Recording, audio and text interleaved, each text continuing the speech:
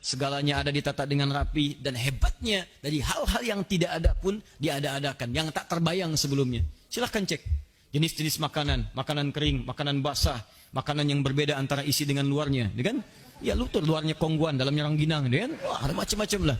Itu pun juga ya keluarganya beda-beda ya. Di kongguan ada ibu dengan beberapa anaknya, suaminya nggak ada kan, ditemukan di kaleng yang lainnya, macam-macam lah. Kaleng itu kumpul ya, ada kaleng macam-macam lah ya.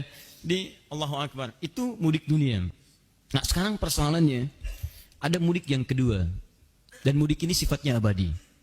Mudik ini sifatnya abadi, dan tidak sedikit orang yang berharap mudik sampai ke tempat dunia, ternyata dia lebih pulang duluan ke tempat akhiratnya.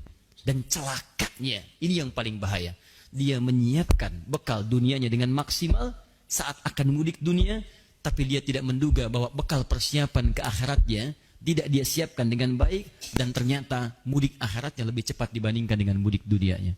Maka pulanglah dia ke akhirat tanpa membawa bekal-bekal yang telah dia siapkan fokusnya untuk urusan dunianya itu. Ini yang paling berbahaya.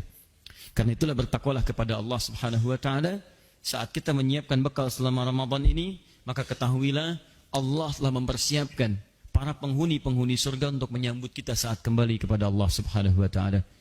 Kita puasa untuk mendapatkan takwa, maka saat itulah kemudian surga disiapkan bagi orang-orang takwa.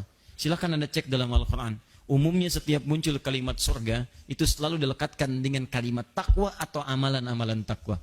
Silakan cek teman-teman sekalian. Kita lihat misalnya Quran surah ketiga ayat 133. Wasari'u ila maghfiratin min rabbikum wa jannatin arduha as-samawati wal ardu u'iddat lil muttaqin. Bersegera Anda introspeksi diri, bermuhasabah, istighfar, dan berharaplah Anda mendapatkan surga. Bisa masuk ke surga yang luasnya seluas langit dan bumi. Kami siapkan untuk orang takwa. Quran surah 51 ayat 15 sampai dengan bahkan 23-nya. Innal muttaqina fi jannatin wa uyun. Orang-orang takwa itu kami akan tempatkan di taman-taman surga. Orang takwa melekat. Innalil muttaqina mafaza hadaiqa wa anaba. Sungguh bagi orang-orang takwa ada keberuntungan yang besar. Dia akan mendapatkan taman-taman di surga yang sangat indah. Selalu takwa surga, takwa surga. Kalau enggak disebutkan takwanya, disebutkan amalannya. Orang takwa itu kan amal soleh amalannya. Silahkan cek. Setiap ada kalimat takwa, setelahnya pasti amal soleh. Dzalikal kitabu la raiba fihi hudal lil muttaqin. Siapa muttaqin itu? Yang beramal saleh. Alladzina yu'minuna bil ghaib wa yuqimuna shalah. Salat amal saleh. Wa mimma razaqnahum yunfiqun. Setiap ada kalimat iman, setelahnya amal saleh.